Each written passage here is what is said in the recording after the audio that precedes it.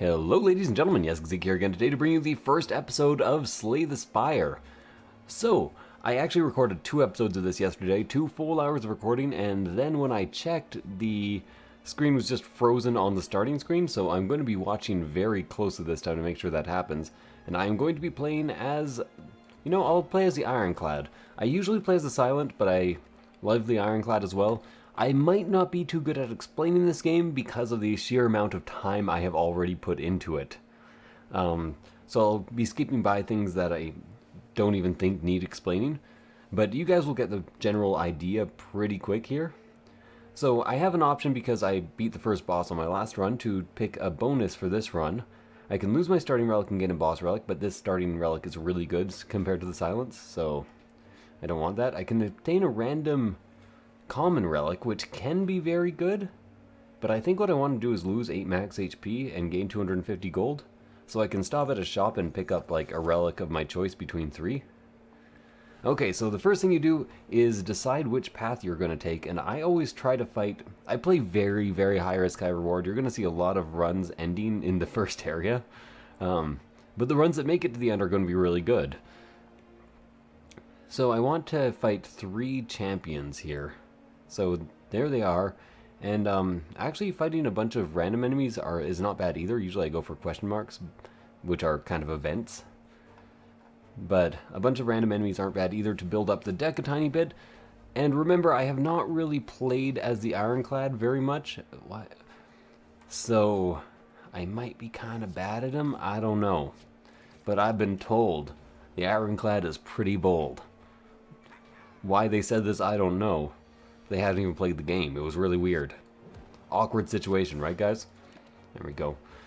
Fortunately, all 10 cards went into the graveyard there, so I get to reshuffle. So there's a fair chance that I'll get a good attack round again with this vulnerable up. So Bash causes vulnerable, which allows you to deal 50% more damage with every attack. So this does 12 damage now instead of 9. But I think my best option is to hit for 9, then defend, no. Yeah. Okay, the Ironclad does heal after combat, so I'm gonna re-vulnerable and just defend once. And I should take a total of 6 damage for this entire round, or 5 damage, which it is possible to heal, because I heal for 6.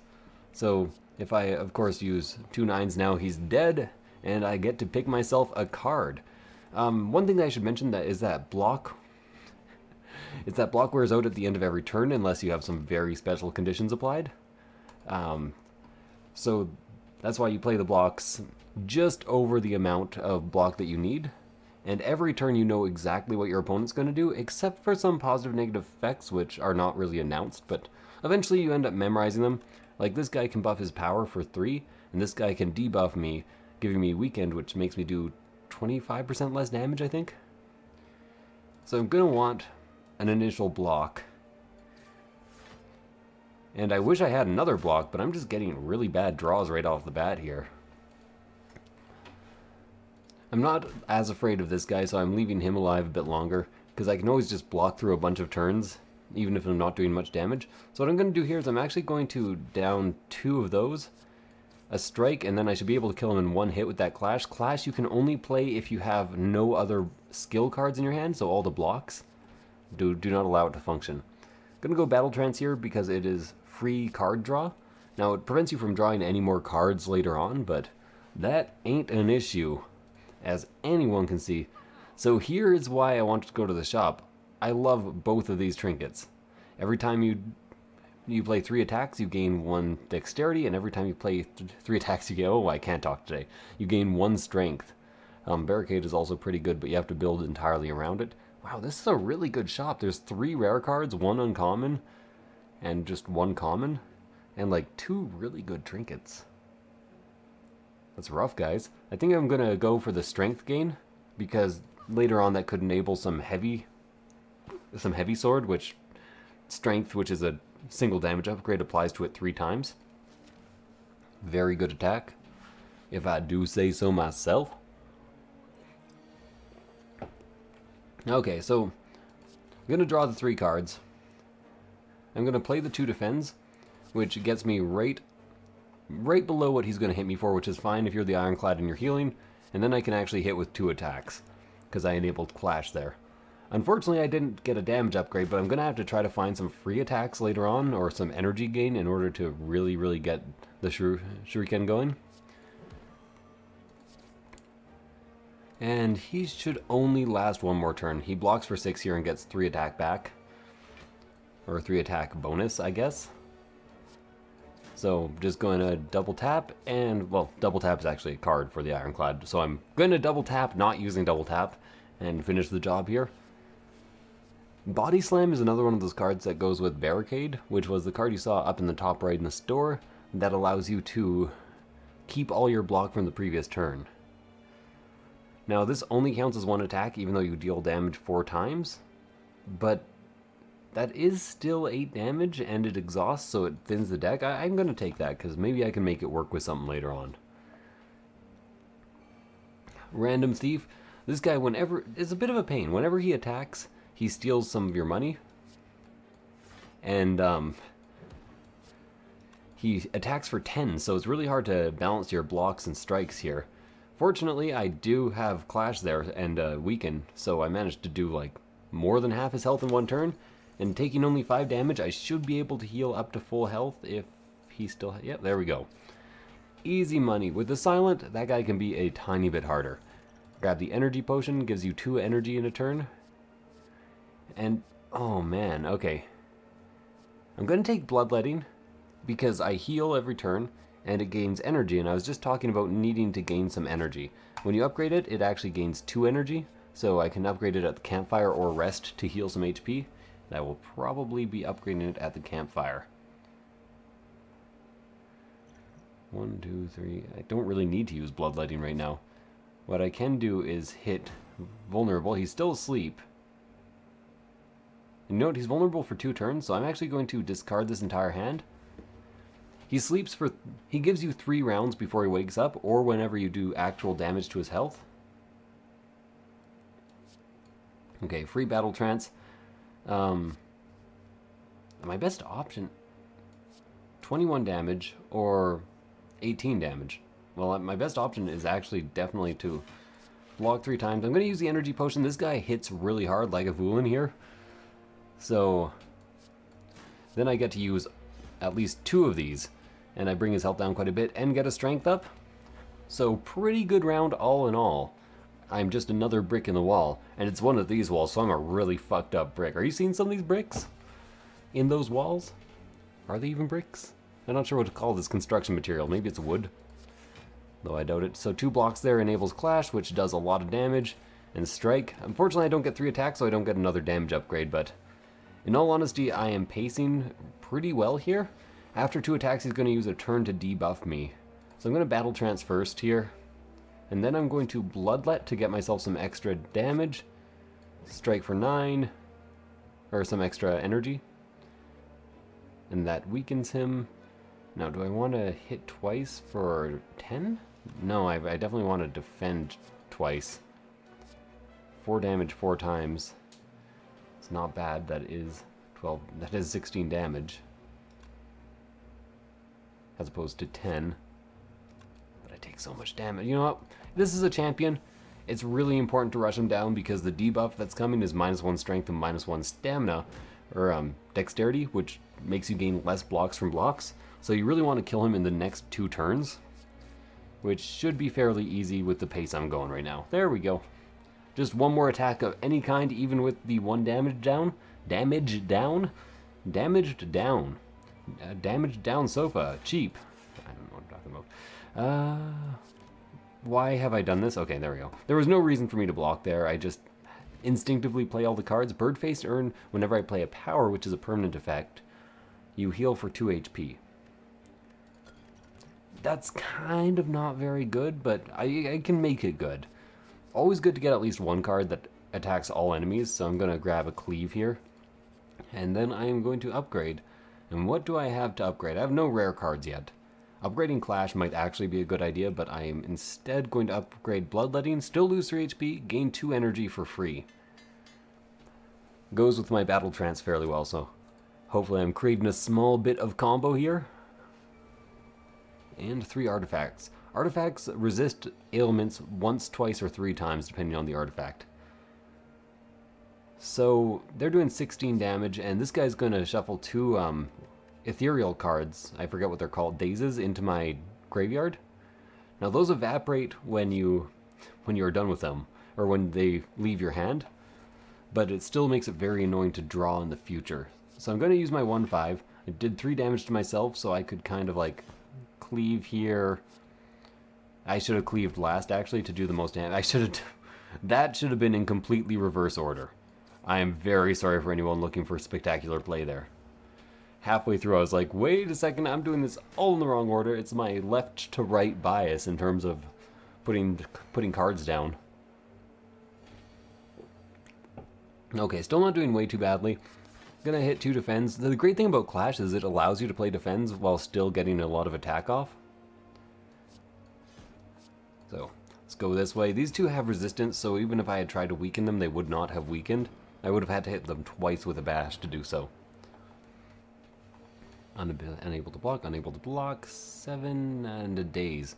So another reason dazes are bad is that they are not attacks, so if I have a Clash in my hands, it's just not going to work. But I'm just going to block twice here and kind of slow play this.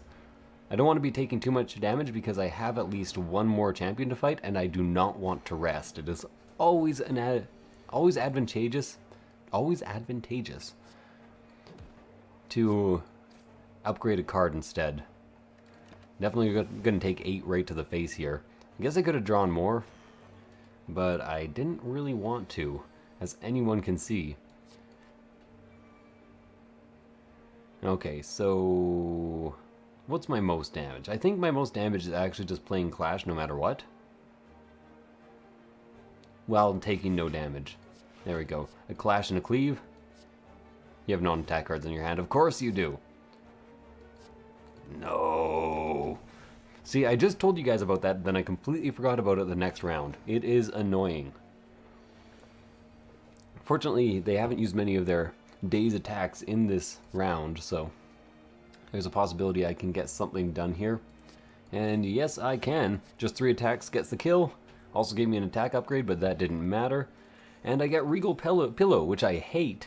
It heals 15 additional HP when you rest. If you have to rest, that's good, but you never want to. Offering lose 4 HP, gain 2 energy, draw 3 cards is very, very good. And I get an extra little treasure from this chest. Calipers. At the start of your turn, lose 15 block rather than all your block. If I really go a heavy block, this could be good. I've done it before, but I'm currently not building in that direction. I think it's better on the silent, actually, because you can get a lot of skills that do block and other things. Yeah, lose 14 HP. Why not? Offering plus! Fantastic.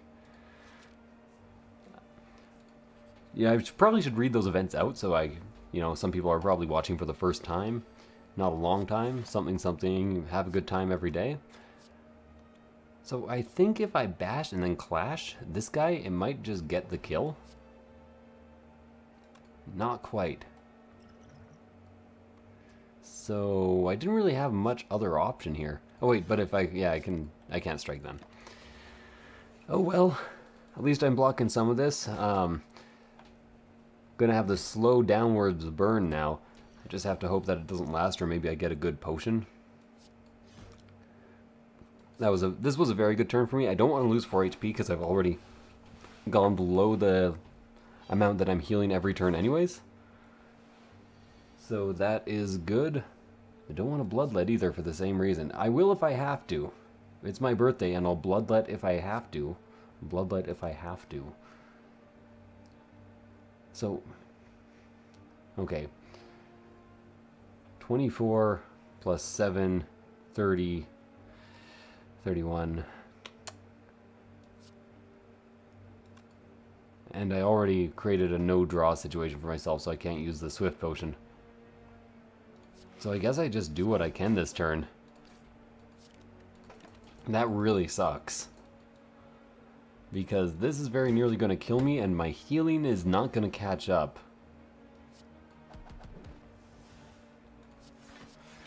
And of course, the next turn I draw a bunch of nonsense.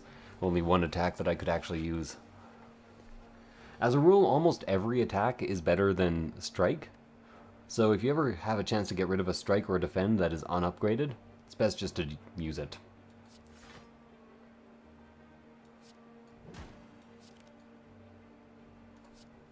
Had to do it. I almost killed myself with it, but I had to do it. Okay, down to 8 HP, or yeah, 8 HP total.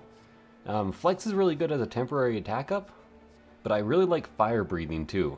For each attack played, deal 1 damage to all enemies. If you can stack a couple of those, they're really good. Fortunately, I do have an opportunity to rest, and I get to use that regal pillow that I hate so much. So maybe I should rejudge my opinion, refresh my opinion. So what I'm gonna do here is put the fire breathing down right away, throw down a battle trance, because why not? It gives me a bit more to mess around with. And you know, I'm gonna bloodlet too, just so I can grab a couple of stronger attacks this turn and get my attack up. Yeah, so already it cost me 1, and I've done half an attack value worth of damage to him with it. So that's the real value.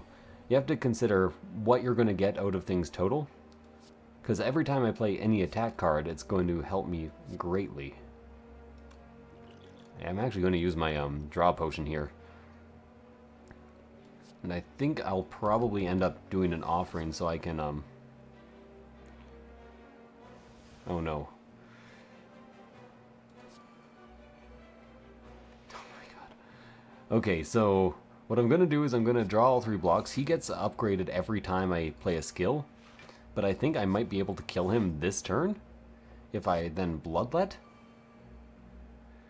And it actually did damage to my block. I did not know that. I thought it did damage directly to my health. So then I cleave, and I strike, and I strike, and I clash, and yeah, I could manage to get the kill that turn without taking much damage at all. And I get the shovel. Now I have a third option while I'm camping. I can dig for a relic. I love corruption. You pay 3 for it, but then all of your skills cost 0, but they exhaust when you use them. So you have all your skills really cheap, and if you can output enough damage fast enough, it'll just rush down your enemy. It's fantastic. So I'm going to take that before I change my mind. Why should I die? See the saga through and get an unplayable regret for a relic. High risk, man. Whenever you skip a card reward, increase your max HP by 2. That was not worth it. Regret's one of the worst curses. It does as much damage as there are cards left in your hand. I'm going to dig for another one. Every time you play 3 attack in a turn, gain 4 block. That is another good synergy for corruption. So I'm looking forward to that. Just going to battle trance right away. Hope I get corruption. Didn't get corruption. I can play 3 attacks this turn though, so at least I'll get a damage upgrade. And a bit of defend, I guess, but that doesn't really matter. As anyone can see, that doesn't really matter to me. So I'm going to want to play as much of this as possible, and I'm going to go ahead and use my energy potion to that end. Then I'm going to just double strike here. Using corruption against this guy might not have been a very good idea, because it's a bit of a longer fight, but I'm hoping it is. Okay, gonna offering here because I'm in desperate need of anything to block with. And then I'm going to bloodlet here. It will do damage directly to my HP that time. Did I misinterpret something?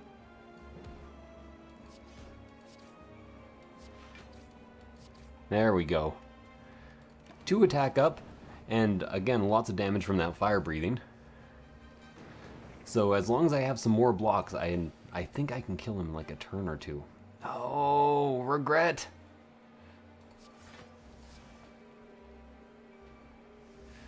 That's so annoying. Okay, at least I got 4 more block here. I'm going to block almost all of this, but I'm going to take 3 health damage right to my face.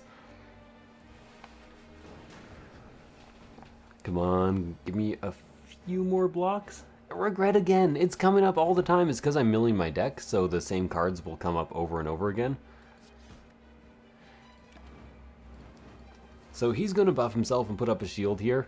That's not that bad for me. I think there are some block cards left, or maybe I'm entirely mistaken.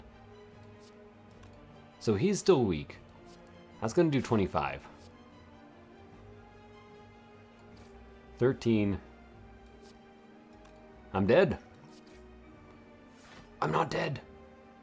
But I'm not, well, okay, I got an attack upgrade and I'm almost dead, but I think since I have only attacks and regret in my hand, that I'm actually going to be able to get the kill here. I'm going to have to pick up a few more skill cards that are going to be free to use. I'm an idiot. I'm an idiot. I think I had lethal there, I just didn't pay attention, I used the wrong combo of stuff.